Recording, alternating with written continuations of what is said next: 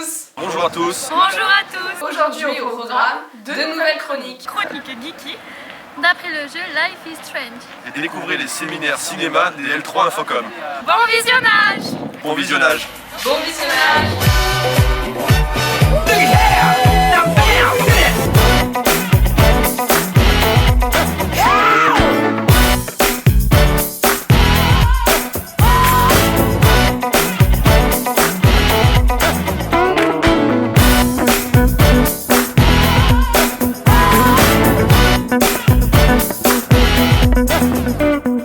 Bonjour à tous, aujourd'hui je vous présente une nouvelle chronique touchant à un art proche du cinéma, celui du jeu vidéo. Bien qu'il ne soit pas considéré comme un art, il n'y a qu'à regarder quelques jeux pour s'apercevoir que le débat artistique dans ce domaine s'impose. Par exemple lorsque l'on regarde ceci. Ou encore ça. Et même, pourquoi pas, non, tu comprends pas, ça.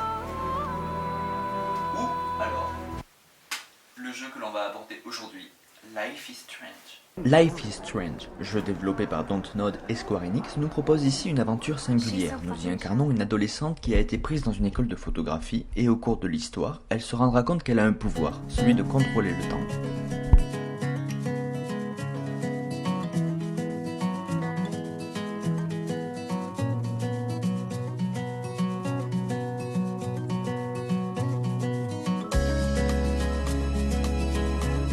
Par cette simple trame narrative, le jeu nous propose un gameplay simple mais efficace, celui d'un point and click, ce qui signifie que nous aurons un univers riche avec lequel nous pouvons être en interaction, et nous avons la possibilité de discuter avec les gens ainsi que de choisir nos réponses. Chaque choix, chaque action aura une répercussion sur la fin de l'histoire. Ce gameplay rend alors le jeu immersif pour le joueur et aura comme impact dans le jeu d'avoir une mise en scène soignée et très scénarisée, d'où le rapport avec le cinéma et de pourquoi je fais cette chronique. Point important à savoir, c'est qu'il s'agit ici d'un jeu épisodique, dont seulement un épisode sur 5 de prévu est sorti. Nous attendons d'ailleurs le deuxième épisode qui sort en fin mars. Dontnod, studio français développant le jeu, impose ici une patte graphique reconnaissable de par son esthétique et son design très beau. Mais plus que de rendre un jeu visuellement joli, il parsème un peu partout dans l'univers de nombreuses références, que ce soit en rapport à la photographie, à la peinture ainsi qu'au cinéma. À vous de les trouver et de vous amuser à les chercher. En espérant vous avoir fait découvrir une chose qui pourrait vous intéresser, je vous souhaite à tous un bon jeu ainsi qu'une bonne semaine.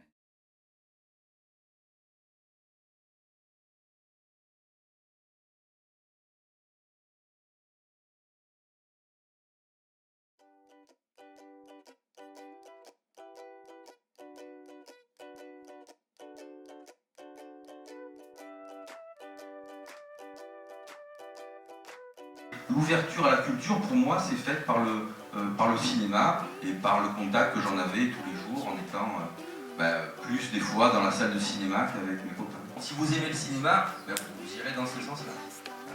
Il n'y a pas une école pour moi, c'est un peu l'école du cinéma, comme je dirais l'école de la vie. J'ai fait des études de droit, j'ai fait une école hôtelière, je me suis occupé d'une clinique, d'un centre de dialyse, d'un laboratoire. J'ai engrangé un peu d'argent. Et puis je suis revenu au cinéma parce que je voulais développer un multiplex. On ne vient pas dans ce métier parce qu'on est un homme d'affaires, ça n'existe pas. Vous voyez que j'aime le cinéma français aussi, il ne faut pas croire, je parlais de mes passions. Ma vision du cinéma, elle est liée au choix que j'ai fait d'avoir un multiplex dans une zone commerciale, donc évidemment je passe plutôt des films commerciaux et des comédies. Mais pas seulement, quand vous voyez actuellement le film qui marche le plus, le film de Clint Eastwood, American Sniper, c'est un film que je considère comme probablement un très grand film, qui pourrait passer dans des salles à essai, mais qui a une fréquentation à la fois aussi très populaire et le film marche très bien. C'est véritablement les multiplex qui ont redonné, je ne vais pas dire le goût du cinéma aux Français, mais qui ont relancé la fréquentation. C'est aussi notre volonté de faire découvrir des films anciens, mais qui ont eu un très grand succès. La moyenne par an des personnes qui vont au cinéma, c'est 3 fois et demi par an. Sur Avignon, c'est plus de 14 fois par an. Il y a vraiment cette passion, je dirais, culturelle, générale. Puis bon, la ville doit aussi y faire, hein, le Palais des Papes, le festival de théâtre. Bon, il y a une aura et une passion pour la culture. Hein. Je crois que les choses sont claires en Avignon. Nous avons discuté de faire des rencontres à la fois pour le professionnel et pour le public.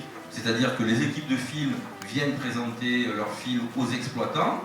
Les exploitants, comme ça, se posent la question de savoir s'ils prennent le film, à quelle période, s'ils peuvent faire venir l'acteur ou le réalisateur. Et en même temps, d'ouvrir sur l'ensemble de l'agglomération pour le public.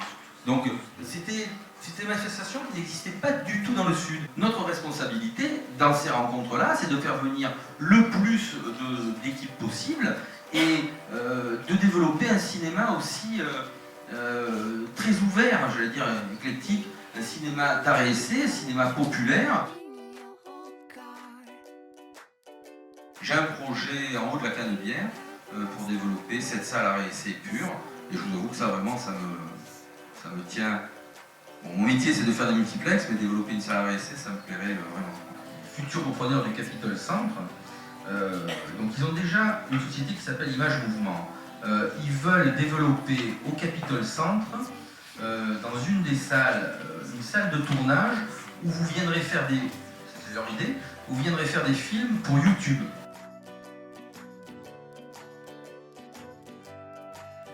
Alors c'était très intéressant, très enrichissant. René Krauss était très à l'aise. C'était une conférence vraiment sympathique. En plus il y avait beaucoup d'humour, donc c'était bien à écouter, à entendre, et on a beaucoup appris sur le cinéma et les multiplexes. C'était un très bon moment. Ce séminaire était très très bien mené, les questions étaient très intéressantes. Au niveau de sa personnalité, il a l'air plutôt sympa, donc c'était agréable à écouter et en effet on a beaucoup appris. Camille, veux-tu rajouter quelque chose ? Je suis d'accord avec toi, Laura. Elle est d'accord avec moi.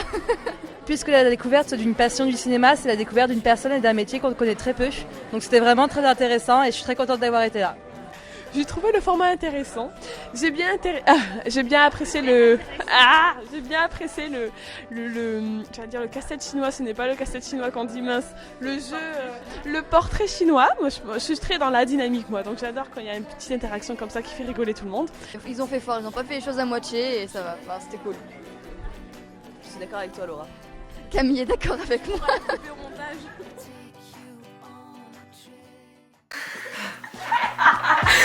Ça fait très bizarre. Mince, attends, il y a un petit problème technique. On passe à Oh mon Dieu!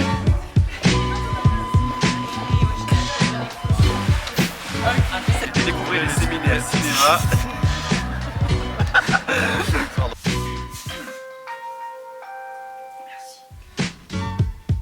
Bonjour à tous. Chronique Kiki. D'après le jeu Life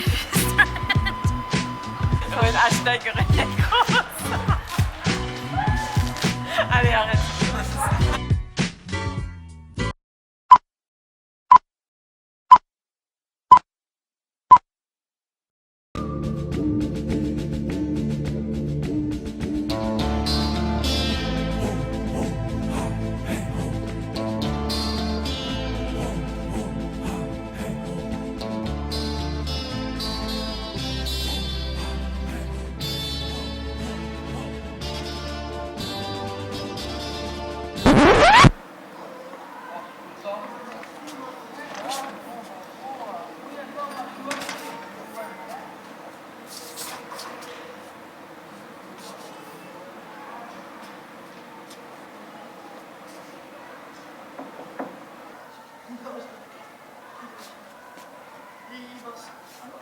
Putain, c'est la semaine prochaine!